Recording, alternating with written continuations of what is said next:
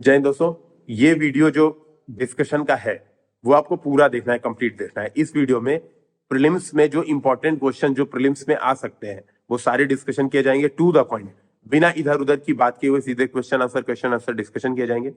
आपको कोशिश ये करनी है एटलीस्ट ऑडियो ईयरफोन लगा के ऑडियो जरूर सुन लेना है इन वीडियोस का, कोशिश ये होनी चाहिए। अगर आपके पास समय है तो आप इंपॉर्टेंट जो अंडरलाइन जो किया जा रहा है उसके आप नोट्स भी बना सकते हैं, क्योंकि वो एग्जाम में सीधे सीधे आने के चांसेस हैं और सबसे बड़े आपके आखिरी समय में रिवीजन के लिए बहुत ही महत्वपूर्ण होंगे।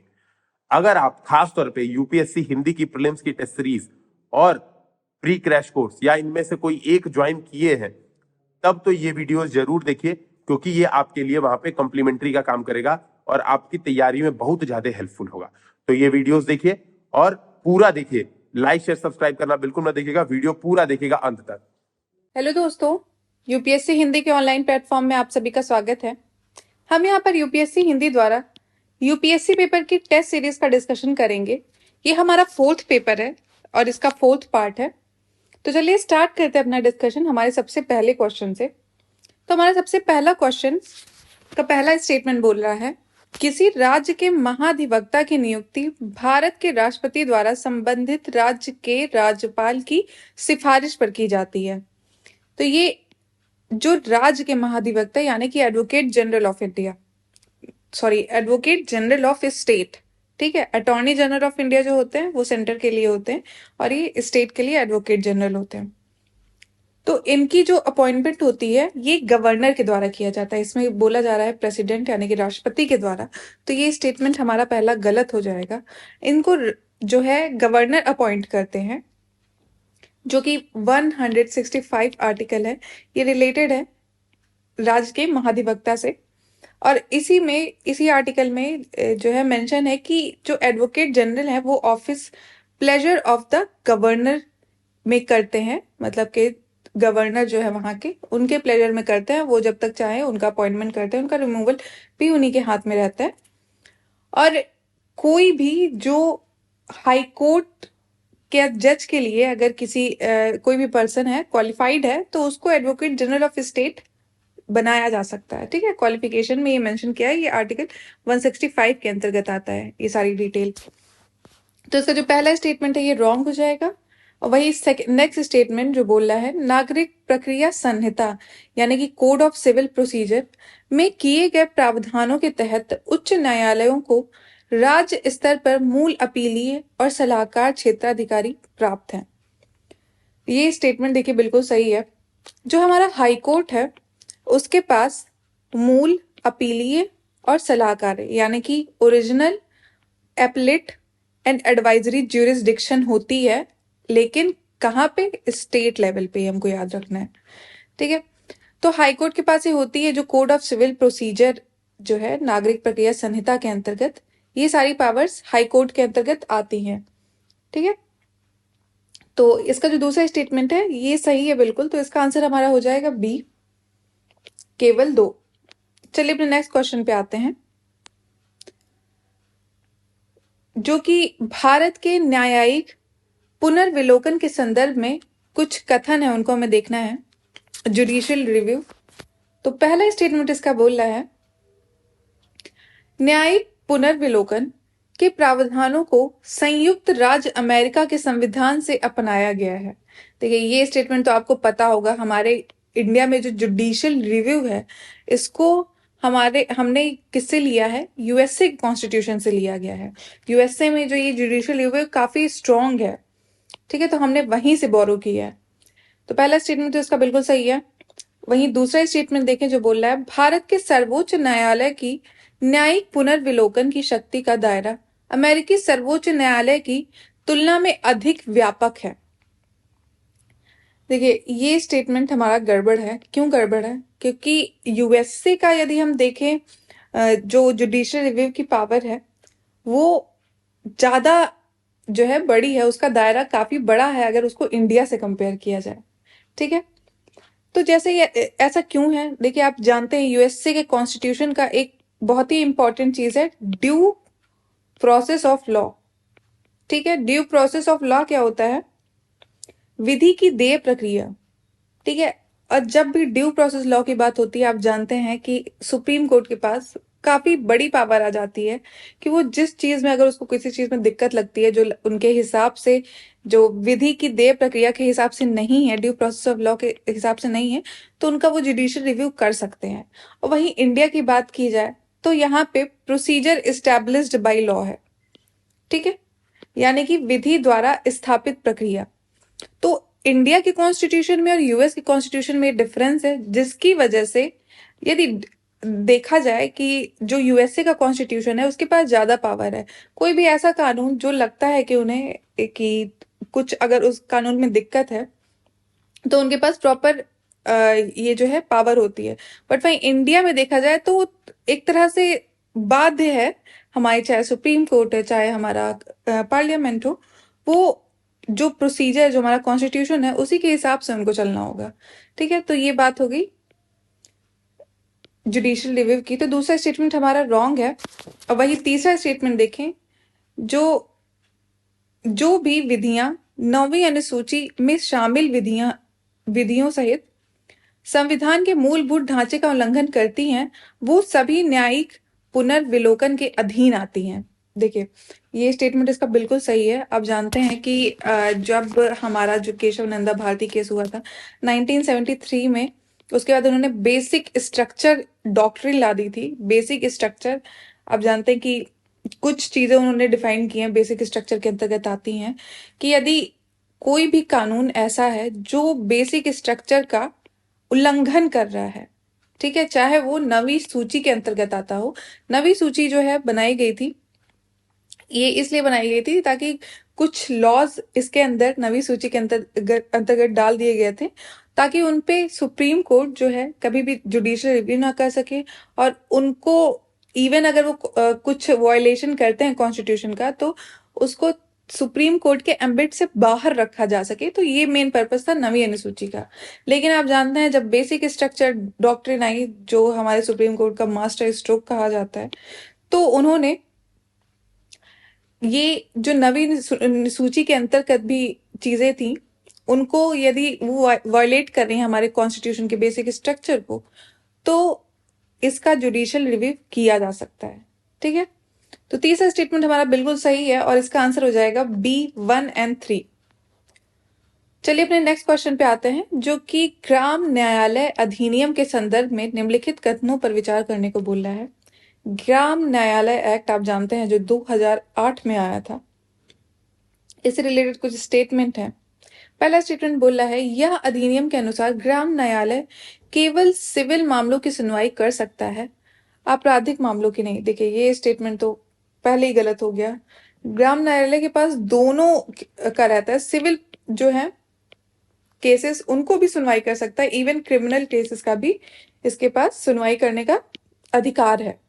तो पहला स्टेटमेंट हमारा रॉन्ग हो जाएगा। वहीं दूसरा स्टेटमेंट देखें जो कह रहा है, यह अधिनियम स्थानीय सामाजिक सक्रियतावादियों को मध्यस्थ सुलहकर्ता के रूप में स्वीकार करता है। देखिए, दूसरा स्टेटमेंट बिल्कुल सही है। ये मीडिएटर की इसमें जो है प्रोविजन है, मीडिएटर यानी कि कंसिलिएटर, जो कि मान लीजिए कोई दो ग्रुप हैं, उनके बीच में दिक्कत है, चाहे मान ली कोई सिविल केस होके आया है कि उनका जमीन का कुछ मुद्दा है, उस पे कुछ हो, तो एक मीडिएटर जो है जो मध्यस्थता उनकी करा सके। ठीक है, कोई बिचौलिया, एक तरह से बोला जाता है बिचौलिया आ गया बीच में कि बताएगा अरे भैया चलिए आपके लिए हम कुछ ऐसा प्रोविजन कर दें, आपके लिए ऐसा, और दोनों लोग अगर उसके साथ अग्री हो गए तो वो जो है केस सॉल्व हो जाएगा। ठीक है, तो ये प्रोविजन इसमें है ग्राम न्यायालय में। तो इसका जो दूसरा आंसर है ये सही है, तो इसका आंसर हो जाएगा 78 का B।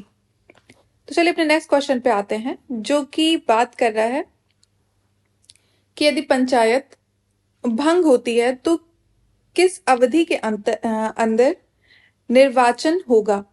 देखिए, ये तो आप जानते हैं 6 महीने के अंदर, जब भी जो हमारा आर्टिकल है 243 का B कॉन्स्टिट्यूशन का, उसके अंतर्गत ये आता है कि जो हमारी सेल्फ गवर्नमेंट है यानी कि पंचायत, ये कितने समय में यदि ये भंग हो जाती हैं तो इनको 6 महीने की अवधि के अंतर्गत फिर से इनका संगठन करना है, इलेक्शन जो है फिर से इसका ऑर्गेनाइज कराना है। ठीक है, और कौन कराता है? State election commission. ठीक है, तो इसका आंसर हो गया सी, 6 मंथ। चलिए अपने नेक्स्ट क्वेश्चन पे आते हैं।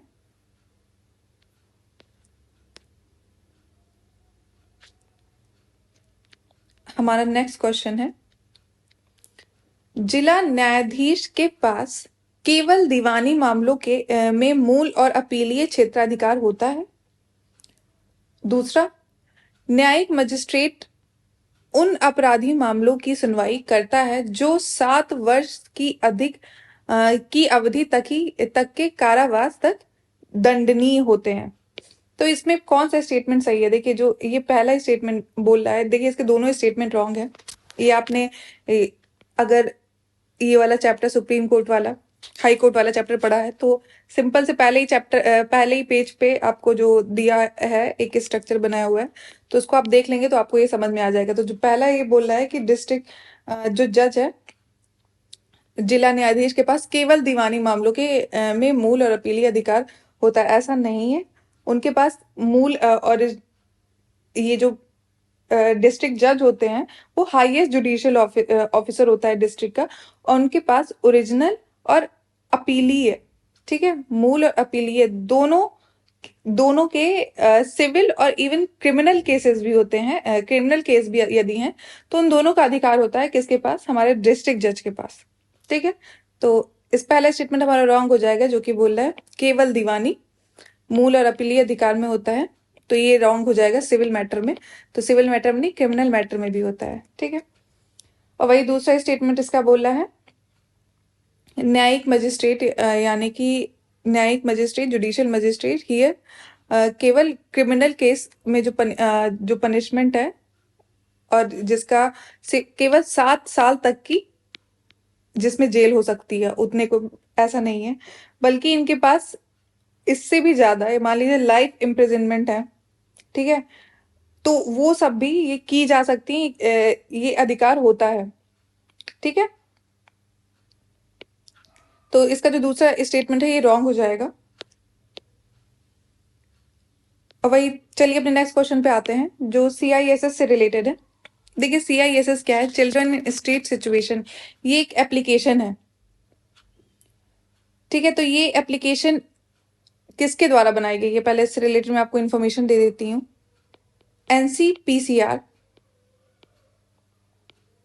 यानी कि national commission for protection of child right, इन्होंने अभी एक लॉन्च की है एप्लीकेशन, CISS एप्लीकेशन, किसके अंतर्गत? बाल स्वराज पोर्टल के अंतर्गत। ठीक है, ये जो बाल स्वराज पोर्टल जो लॉन्च किया गया था, इसका मेन पर्पस था कि जो भी बच्चे, कोई भी बच्चे जो केयर की जिनको जरूरत है या प्रोटेक्शन की जिनको जरूरत है, उस पे उनका रजिस्ट्रेशन किया जा सके, उनको मॉनिटर किया जा सके रियल टाइम पे कि वो कहाँ पे हैं, उनको क्या सुविधा प्रोवाइड की जा रही है। जो गवर्नमेंट पोर्टल है ये बाल स्वराज, और मेनली इसके 2 फंक्शन है। पहला तो कोविड रिलेटेड आपने सुना होगा, जो चाइल्ड केयर जो स्कीम थी बच्चों के लिए, कोविड केयर, जो छोटे बच्चे थे जिनके या तो सिंगल पेरेंट्स या फिर दोनों पेरेंट्स की कोविड के दौरान जो है डेथ हो गई थी, तो उनको कुछ बेनिफिट्स प्रोवाइड किए गए थे गवर्नमेंट के द्वारा, तो वो भी इसी के अंतर्गत आते हैं, बाल स्वराज के अंतर्गत, कोविड केयर और CISS एप्लीकेशन। ठीक है, तो इसका जो पहला स्टेटमेंट बोला है कि इसे राष्ट्रीय बाल अधिकार संरक्षण आयोग द्वारा लॉन्च किया गया है, तो ये स्टेटमेंट बिल्कुल सही है। वहीं दूसरा स्टेटमेंट, बाल स्वराज देखभाल और सुरक्षा के आवश्यकता वाले बच्चों को की online tracking, digital real time निगरानी तंत्र के लिए NCPCR, ठीक है, द्वारा शुरू किया गया एक पोर्टल है। तो इसके दोनों स्टेटमेंट सही हैं, सी बोथ। चलिए अपने नेक्स्ट स्टेटमेंट पे आते हैं जो कि बात कर रहा है पंचकर्म के लिए राष्ट्रीय आयुर्वेद अनुसंधान संस्थान कहाँ पे स्थापित हुआ है। तो ये बिल्कुल रटने वाला क्वेश्चन है, आपने देखा होगा यदि न्यूज में। तो ये अभी थिसूर, आप जानते हैं थिसूर कहाँ पे है? केरला में है। वहां के चेरू ठुरुठी एक जगह है जहां पे ये national research institute of Ayurveda for Panchakarma जो है बनाया गया है, और ये आता है department of biochemistry and pathology के अंतर्गत। ठीक है, तो इसका आंसर हो जाएगा ए, थिसूर। ठीक है, चलिए अपने नेक्स्ट क्वेश्चन पे आते हैं, जो कि NSIL यानी कि न्यू स्पेस इंडिया लिमिटेड से रिलेटेड है। न्यू स्पेस इंडिया लिमिटेड जो है काफी न्यूज में रहा है। अभी रिसेंटली इन्होंने जो यूनियन कैबिनेट ने 10 जो है सैटेलाइट है, कम्युनिकेशन सैटेलाइट, उसको अप्रूवल दिया गया है, उसको ये जो है लॉन्च करेंगे। तो ये NSIL है क्या? पहले देखिए, ये एक, आप जानते हैं गवर्नमेंट की बहुत सारी पब्लिक सेक्टर इंस्टीट्यूशन होती है जो कि जिसमें गवर्नमेंट का काफी ज्यादा स्टेक होता है। तो ये भी एक पब्लिक सेक्टर एंटरप्राइज है। ठीक है, होली ओन्ड, मतलब कि पूरी तरह से गवर्नमेंट की ने ओन कर रखा है इसको, ओनरशिप है उनकी, गवर्नमेंट की हमारी। और ये आता है डिपार्टमेंट ऑफ स्पेस के अंतर्गत। ठीक है, तो इसका पहला स्टेटमेंट बोल रहा है, यह केंद्रीय गृह मंत्रालय के प्रशासनिक नियंत्रण के तहत भारत सरकार का पूर्ण स्वामित्व वाला सार्वजनिक क्षेत्र का उद्यम है। ठीक है, देखिए ये बोला है Holi own public sector enterprise of government of India under the administrative control of union home minister. ठीक है, गृह मंत्रालय। तो ये स्टेटमेंट हमारा ये रॉन्ग हो जाएगा। मैंने आपको बताया अभी ये डिपार्टमेंट ऑफ स्पेस के अंतर्गत आता है, ना कि आता है ये होम मिनिस्ट्री के अंतर्गत। तो पहला स्टेटमेंट रॉन्ग। तो वही दूसरा स्टेटमेंट देखेंगे जो बोल रहा है कि केंद्रीय मंत्रिमंडल ने भारत सरकार से न्यू स्पेस इंडिया लिमिटेड को 10 इन ऑर्बिट संचार उपग्रहों के हस्तांतरण की मंजूरी दे दी है। तो ये स्टेटमेंट दूसरा बिल्कुल सही है। अभी मैंने आपसे डिस्कस किया था इसको। तो इसका आंसर हो जाएगा बी, केवल 2।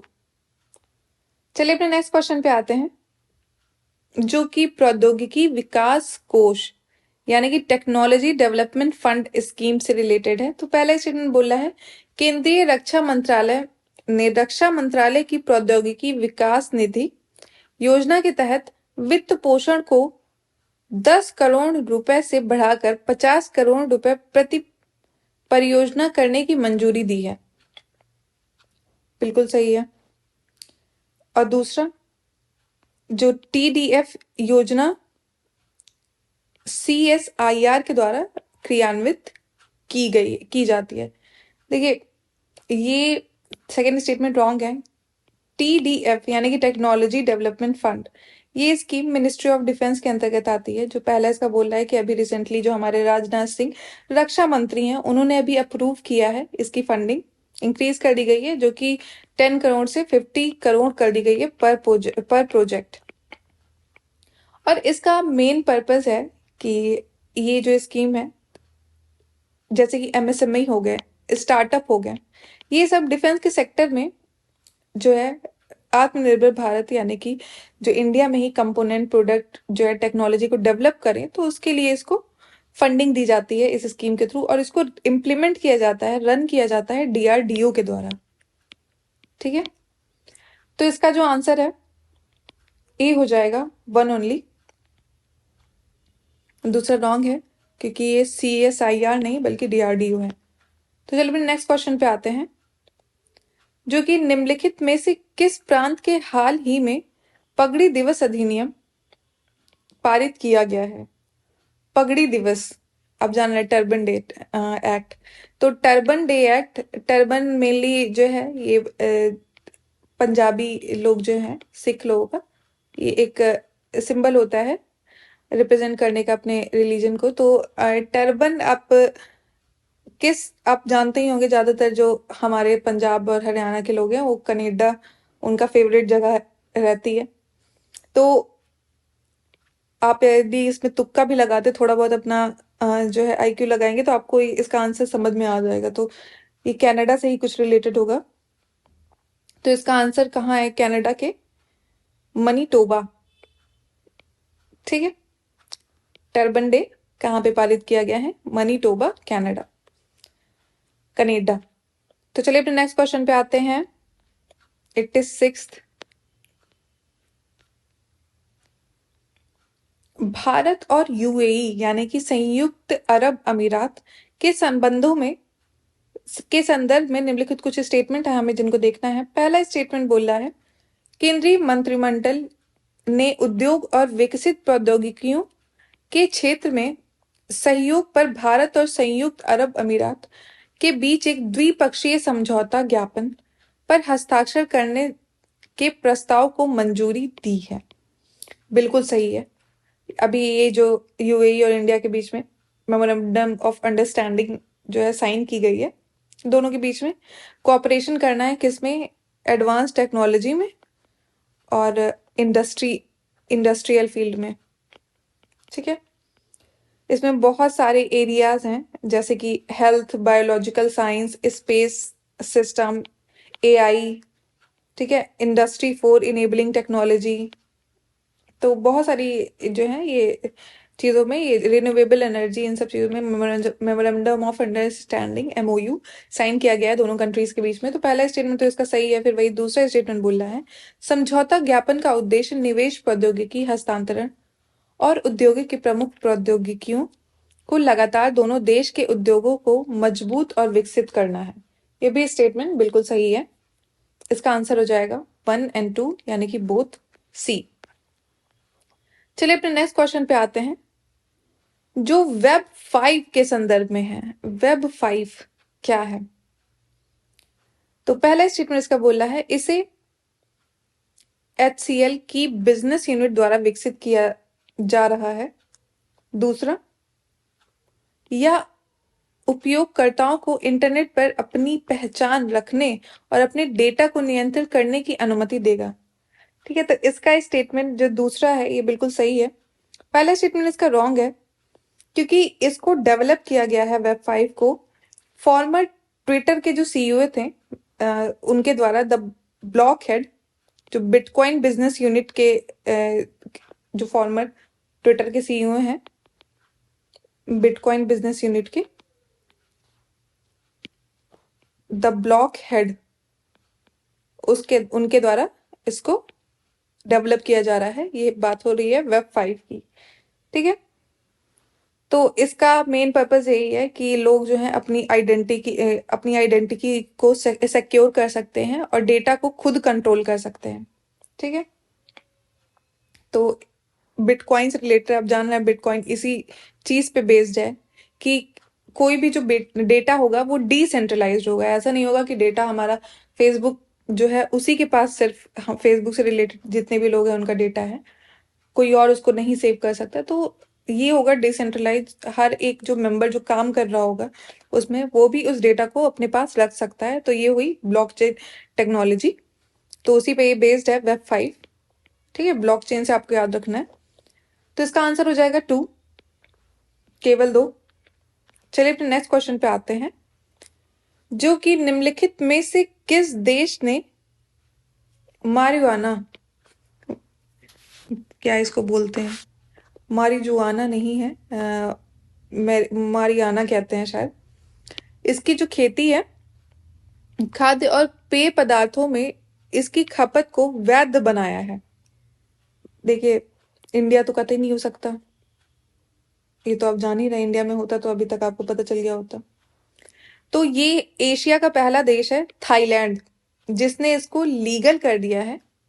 और लीगल क्यों किया है? सिर्फ और सिर्फ मेडिकल पर्पस के लिए। ठीक है, और देश की marijuana की खेती, खाद्य और पेय पदार्थों में इसकी खपत को वैध बनाया है। ठीक है, ज्यादातर मेडिसिनल पर्पस के लिए इसको यूज किया जाता है कि जो पेन होता है, पेन रिलीफ का काम करता है ये। तो ये थाईलैंड है, हमारी एशिया की पहली ऐसी कंट्री है। अपने नेक्स्ट क्वेश्चन पे आते हैं जो राज्य विश्वविद्यालय के कुलपतियों के संदर्भ में कुछ स्टेटमेंट है, तो उसको हमें देखना है। वाइस चांसलर, ठीक है, तो वाइस चांसलर आप जानते हैं जितने भी कॉलेज आपका भी कॉलेज होगा उसमें भी आपके होंगे VC होंगे। ठीक है, हर कॉलेज में होते हैं। लेकिन आपने को ये पता है कि आपके कॉलेज के चांसलर कौन है? वाइस चांसलर तो आप जान रहे हैं, आपको दिखते होंगे घूमते हुए वो, बट चांसलर आपको नहीं पता। आपके चांसलर आप जिस स्टेट से बिलोंग करते हैं, आज जिस स्टेट में आपका कॉलेज है, वहां के गवर्नर होंगे। ठीक है, ये आपको पता होगा आई थिंक। तो जो गवर्नर होते हैं किसी भी स्टेट के, तो उसके अंतर्गत जितने भी कॉलेज होते हैं वो एक तरह से एक्स ऑफिशियो टाइप जो होता है, वो चांसलर होते हैं वहां के। और जो भी वहां पे अपॉइंट करते हैं वाइस चांसलर को, वो अपॉइंट करते हैं। ये गवर्नर का काम होता है। ठीक है, तो पहला स्टेटमेंट इसका बोला है, राज्य सरकार द्वारा संचालित विश्वविद्यालयों में कुलपतियों की नियुक्ति राज्य के शिक्षा मंत्री की जिम्मेदारियों में से एक है। देखिए, ये रॉन्ग। मैंने अभी बताया कि वाइस चांसलर जो है, इनको अपॉइंट करना किसकी रिस्पॉन्सिबिलिटी होती है? गवर्नर की होती है। ठीक है, ना कि वहां के शिक्षा मंत्री की। तो इसका ये स्टेटमेंट रॉन्ग है। वही दूसरा स्टेटमेंट, अधिकांश राज्यों में कुलपतियों के पास कार्यकारी परिषद जैसे विश्वविद्यालयों के निर्णय लेने वाले निकायों के निर्णयों को रद्द करने और इन निकायों की नियुक्ति करने की शक्ति है। तो ये तो बिल्कुल स्टेटमेंट सही है। जो वाइस चांसलर होते हैं ज्यादातर स्टेट के, उनके पास ये पावर होती है कि जो यूनिवर्सिटी से रिलेटेड जो एग्जीक्यूटिव कोई भी डिसीजन लेना है, तो उसमें मेन उनकी भागीदारी होती है। ठीक है, तो इसका जो दूसरा स्टेटमेंट है ये सही है। तो इसका आंसर हो जाएगा B2 ओनली। अभी ये चीज न्यूज में एक्चुअली क्यों रहा है वाइस चांसलर? अभी पहली बार ऐसा हुआ है। पहली बार नहीं, मतलब ये चीज हमेशा होती रहती है। ऐसा हुआ कि जो वेस्ट बंगाल की असेंबली है, उन्होंने जून में 2022 में एक अपने वहां से एक पास किया है बिल, जिसको West Bengal university law amendment bill कहा गया है। और इस बिल में ये किया गया है कि जो वहां के गवर्नर है, उनको चांसलर की पोस्ट से रिमूव कर दिया जाएगा और सीएम को चांसलर बनाया जाएगा। ठीक है, जितनी भी स्टेट रन यूनिवर्सिटी हैं। तो आप ये चीज देख रहे हैं कि आप कोई भी जो बिल है, यदि कोई स्टेट पास करेगी और बिना गवर्नर के साइन किए हुए, वो बिल पास नहीं हो सकता है। और यहाँ पे गवर्नर की जो पावर है उन्हीं को लिया जा रहा है। तो अब देखते हैं क्या होता है।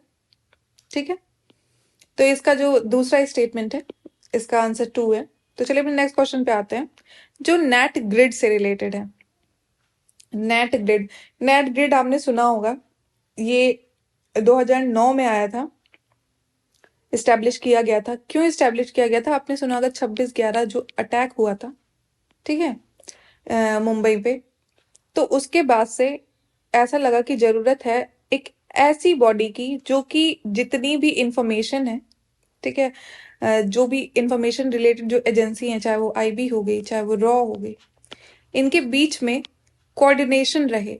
ठीक है, इंफॉर्मेशन का एक दूसरे में कन्वे हो, ताकि कोई भी जो डिसीजन मेकिंग है उसमें एफिशिएंसी लाई जा सके और उसको अच्छे से काम किया जा सके।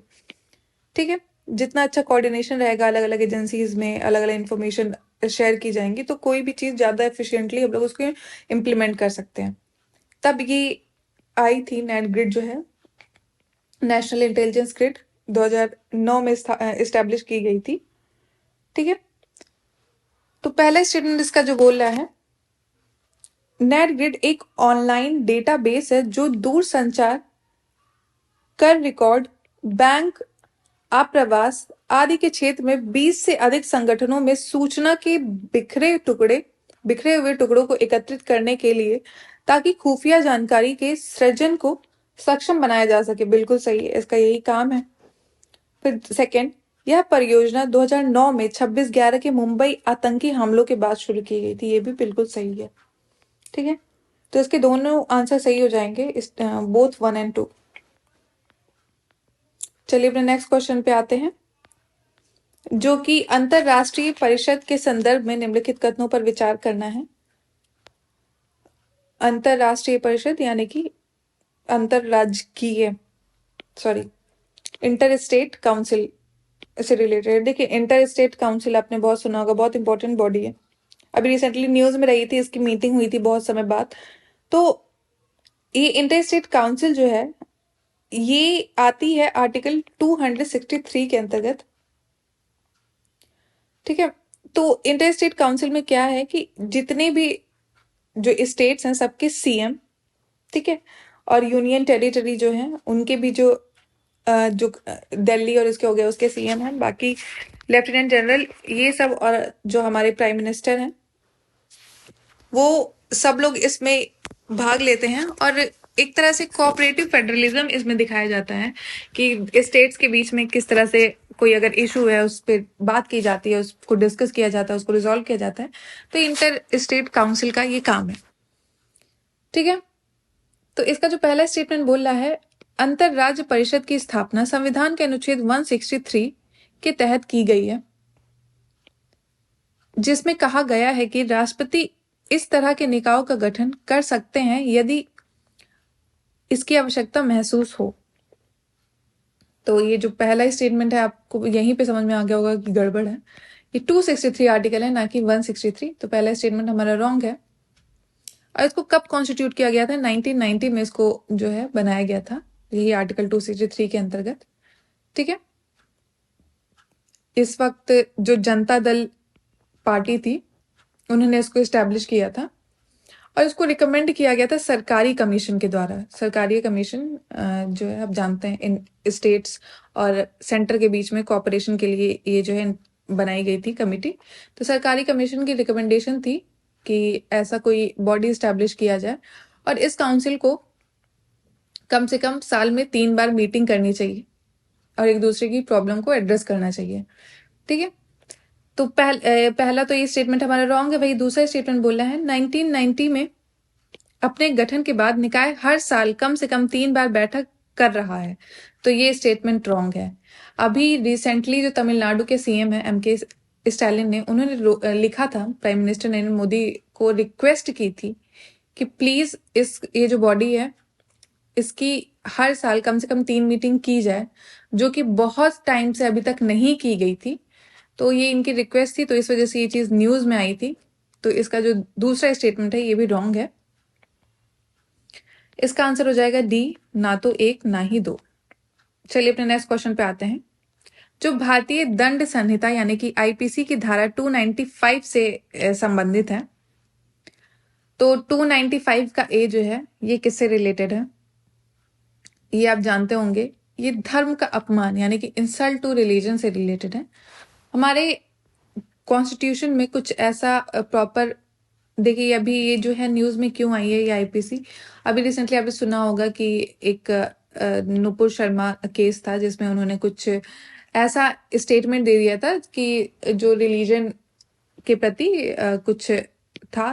तो दोनों जो हिंदू मुस्लिम वाला जो है मुद्दा फिर से ये बाहर आ गया था। तो ये सब दिक्कत, तो इसके लिए तो हमारे पास क्या प्रोविजन है हमारे कॉन्स्टिट्यूशन में, या फिर हमारे पास जो लीगल एमिनिटीज है उसमें क्या जो है प्रोविजन है? तो सिर्फ आईपीसी में ऐसा एक प्रोविजन है 395 कि यदि कोई भी जो ऐसा कोई स्पीच देता है जो कि किसी भी रिलीजन के लिए या ऑफेंसिव हो, ठीक है, या फिर मुद्दा ऐसे मुद्दे जो कि दंगा भड़का सकते हैं, इस टाइप की चीजें जो हों, तो वो इसके अंतर्गत आएंगे, 295 ए के अंतर्गत आएंगे। ठीक है, और इसमें पनिशमेंट उनको क्या देनी है क्या, तो ये सब चीजें इसमें डिस्कस है। तो ये किससे रिलेटेड है बस हमको इतना जानना है, ये इंसल्ट टू रिलीजन से रिलेटेड है। ठीक है, तो चलिए अपने नेक्स्ट क्वेश्चन पे आते हैं, जो फोर्टिफाइड चावल के संदर्भ में। फोर्टिफाइड यानी कि फोर्टिफिकेशन क्या होता है? देखिए फोर्टिफिकेशन का मतलब क्या है, आप जैसे खाना खाते होंगे, मान लीजिए किस चावल जो आप खाते हैं वो बहुत अच्छी क्वालिटी का नहीं है, उसमें आपके शरीर को जो न्यूट्रिएंट्स चाहिए वो उसमें नहीं है कायदे से। मान लीजिए अच्छी क्वालिटी की बात नहीं होती है, हो सकता है जो भी हो, मतलब उसमें बहुत सारे आपके न्यूट्रिएंट्स की कमी होती है, जिसकी वजह से आप जानते हैं बहुत सारी बीमारियां होती रहती हैं समय समय पे। इंडिया में आप जानते हैं ग्लोबल हंगर इंडेक्स में कितनी खराब इंडिया की परफॉर्मेंस रह रही है।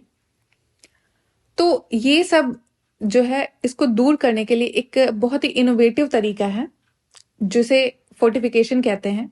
कि मान लीजिए ढेर सारा जो आप का जो राशन आता है घर में, गवर्नमेंट ने क्या कर दिया, उसमें राशन में कुछ ऐसे चावल बनाए अलग से आर्टिफिशियली कि उसमें जो जो भी शरीर के लिए जो विटामिन मिनरल्स की जरूरत है उसको उसमें डाला गया, उसमें कोटिंग कर दी गई, या फिर उसको मिक्स करके, मतलब आपको समझ लीजिए पीस के उसमें जो है माइक्रो न्यूट्रिएंट्स या जो मैक्रो न्यूट्रिएंट्स है उनको डाल दिया गया, फिर से उसको चावल के फॉर्म में उसको कन्वर्ट कर दिया गया और उसको मिक्स कर दिया गया जो आपके जो राशन जो आपके घर में आता है इस टाइप से।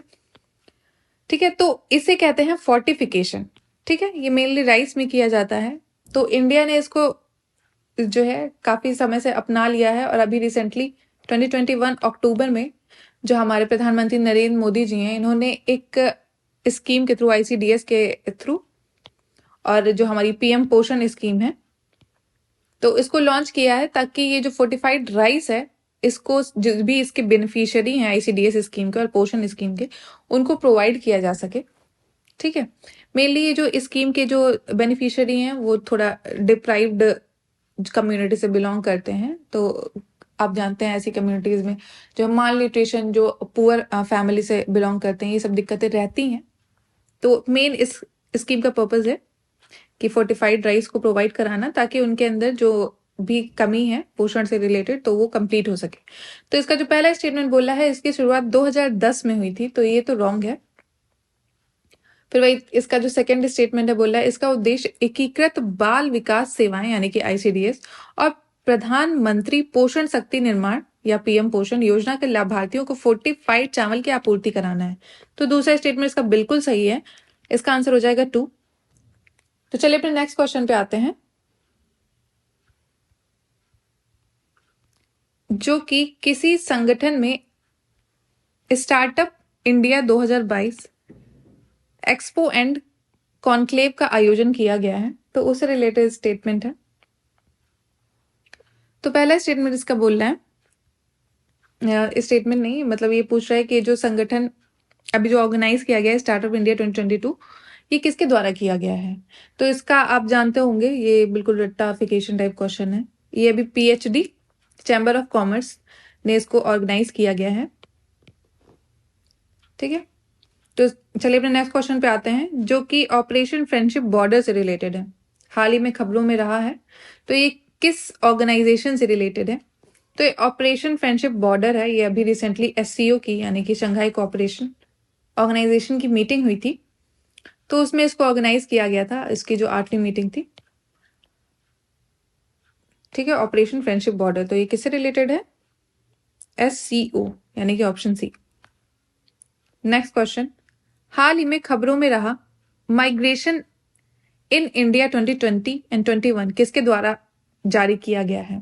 माइग्रेशन इन इंडिया मतलब इंडिया में ही कहाँ से जो लोग माइग्रेट करते हैं COVID-19 की वजह से। मेनली इंडिया में जो सबसे ज्यादा माइग्रेशन होता है वो होता है मैरिज की वजह से, और वो करती हैं वुमेन। ठीक है, तो ये अभी किसके द्वारा किया गया है, union ministry of statistics and programme implementation. ठीक है, A। तो चलिए अपने नेक्स्ट क्वेश्चन पे आते हैं, जो कि सैरोगेट विज्ञापन से रिलेटेड है। सैरोगेट विज्ञापन यानी कि एडवर्टीजमेंट, ये क्या होता है। देखिए, आपने देखा होगा कुछ कुछ ऐसे एड्स आते हैं जिसमें आपको पता ही नहीं चल रहा है किसकी बात हो रही है, लेकिन बाद में आपको एक लोगो दिखेगा लास्ट में।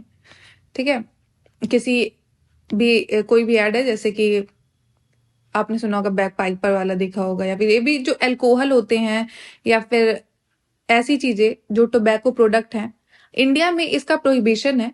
इंडिया में आप इसका एडवर्टीजमेंट नहीं कर सकते हो ओपनली। ठीक है, तो ये cigarette and other tobacco product act है 2003 का, जिसने बैन कर रखा है जितने भी सिगरेट से यानी कि टोबैको प्रोडक्ट्स रिलेटेड और अल्कोहल, इन सब को आप एडवर्टीजमेंट खुले तौर पे नहीं कर सकते हो। तो कंपनीज ने जिनको अपना विज्ञापन करना है, जो बड़ी बड़ी कंपनीज हैं, तो वो उसकी बजाय डायरेक्ट प्रोडक्ट की बजाय अपना पानी की बोतल का कर दिया, उन्होंने ब्रांडिंग कर दी, एडवर्टीजमेंट कर दिया कि अपनी पानी की बोतल उन्होंने निकाल दी, किंगफिशर जैसे था जिसका सीन था। तो ऐसे जो एड्स होते हैं उनको सैरोगेट विज्ञापन कहा जाता है। ठीक है, तो अभी तक इस पे कोई गाइडलाइन नहीं थी गवर्नमेंट की, बट रिसेंटली गवर्नमेंट ने अब नई गाइडलाइन जो है वो अभी जारी की हैं, और ये गाइडलाइन जो है prevention of misleading advertisement and approval for deceptive advertisement 2002 के अंतर्गत आती हैं। ठीक है, तो ये अभी मिनिस्ट्री ऑफ कंज्यूमर अफेयर ने इसको नोटिफाई किया गया है कि कोई भी ऐसे जो एडवर्टीजमेंट जो लोगों को मिसलीड करते हैं, ठीक है, कि मुंह में रजनीगंधा कदमों में दुनिया, इस टाइप से, या कोई भी ऐसे जो मिसलीड करते हैं, तो ऐसे जो भी विज्ञापन है उनके खिलाफ कार्रवाई की जाएगी गवर्नमेंट के द्वारा, ठीक है। तो ये सब, और इसमें सैरोगेट एडवर्टीजमेंट को भी डिफाइन किया गया है और उस पर भी रिलेटेड गाइडलाइन दी गई है कि इसे भी पूरी तरह से बैन कर दिया जाएगा, ठीक है। तो सैरोगेट विज्ञापन आई होप आपको समझ में आ गया होगा। तो इसका जो पहला स्टेटमेंट है ये बिल्कुल सही है। सैरोगेट विज्ञापन एक ऐसे उत्पाद के विज्ञापन की रणनीति है जिसे खुले तौर पर विज्ञापित नहीं किया जा सकता है, ठीक है। और वही दूसरा, भारत में सिगरेट और अन्य तंबाकू उत्पाद अधिनियम 2003 जैसे कानूनों के तहत तंबाकू उत्पादों और शराब के खुले तौर पर विज्ञापन नहीं किया जा सकता है। तो दूसरा स्टेटमेंट भी इसका बिल्कुल सही है। तो इसका आंसर हो जाएगा सी, बोथ 1 और 2, ठीक है। तो चलिए अपने नेक्स्ट क्वेश्चन पे आते हैं। तो ये कुछ स्टेटमेंट है, हमें बताना है इसमें से कौन से सही हैं। तो पहला स्टेटमेंट इसका बोल रहा है कि पीएम ने वाणिज्य और उद्योग मंत्रालय के नए परिसर का उद्घाटन किया जिसका नाम वाणिज्य भवन है, और यह एक नया portal nation import export record for yearly analysis of trade launch किया है, ठीक है, निर्यात शॉर्ट फॉर्म अगर देखा जाए। फिर नेक्स्ट स्टेटमेंट, वाणिज्य भवन बिल्डिंग 226 करोड़ रुपए की लागत से बनकर तैयार हो गया है और वाणिज्य और उद्योग मंत्रालय के विभागों के लिए एक एकीकृत और आधुनिक कार्यालय परिसर के रूप में काम करेगा। बिल्कुल सही, ये दोनों स्टेटमेंट सही हैं। फिर वही तीसरा स्टेटमेंट है, निर्यात पोर्टल को भारत के विदेश व्यापार से संबंधित सभी आवश्यक जानकारी प्राप्त करने के लिए हितधारकों के लिए वन स्टॉप प्लेटफॉर्म के रूप में विकसित किया गया है। तीसरा भी स्टेटमेंट इसका सही है। इसका आंसर है डी, 1, 2 और 3, ठीक है। ये तीनों स्टेटमेंट सही हैं। फिर 99 क्वेश्चन जो बोल रहा है, हाल ही में जून 2022 में श्रेय इंफ्रास्ट्रक्चर फाइनेंस लिमिटेड और श्रेय इक्विपमेंट फाइनेंस लिमिटेड की सलाहकार समिति के सदस्य के रूप में किसको नियुक्त किया गया है। तो ये भी रटने वाला क्वेश्चन है। ये है वेंकटा नागेश्वर चलासानी, बी इसका आंसर हो जाएगा। अपने लास्ट क्वेश्चन पे आते हैं जो कि योगा से रिलेटेड है। योगा को बढ़ावा देने के लिए उत्कृष्ट योगदान के लिए प्रधानमंत्री पुरस्कार के संबंध में निम्नलिखित कथनों पर विचार कीजिए, ठीक है। तो पहला स्टेटमेंट इसका बोल रहा है कि लद्दाख के भिक्षु संघसेन और ब्राजील के मार्क्स विनियसन, रोज रॉड्रिक और 2 संगठनों जो कि उत्तराखंड की द डिवाइन लाइफ सोसाइटी और the British wheel of yoga जो कि यूनाइटेड किंगडम की है, जिनको सेलेक्ट किया गया है अवार्ड के लिए। तो ये स्टेटमेंट सही है। फिर वही दूसरा स्टेटमेंट बोला है, ये जो पुरस्कार की घोषणा पहली बार 2016 में चंडीगढ़ के दूसरे अंतरराष्ट्रीय योग दिवस समारोह के अवसर पर प्रधानमंत्री मोदी जी द्वारा की गई थी। तो ये भी स्टेटमेंट सही है, ठीक है। 2016 में इसको पहली बार अनाउंस किया गया था प्रधानमंत्री जी के द्वारा। तो इसके दोनों स्टेटमेंट सही है। इसका आंसर हो जाएगा बोथ 1 और 2। तो हमारा डिस्कशन यहीं पे कंप्लीट होता है। Thank you so much for watching. जय हिंद, जय भारत।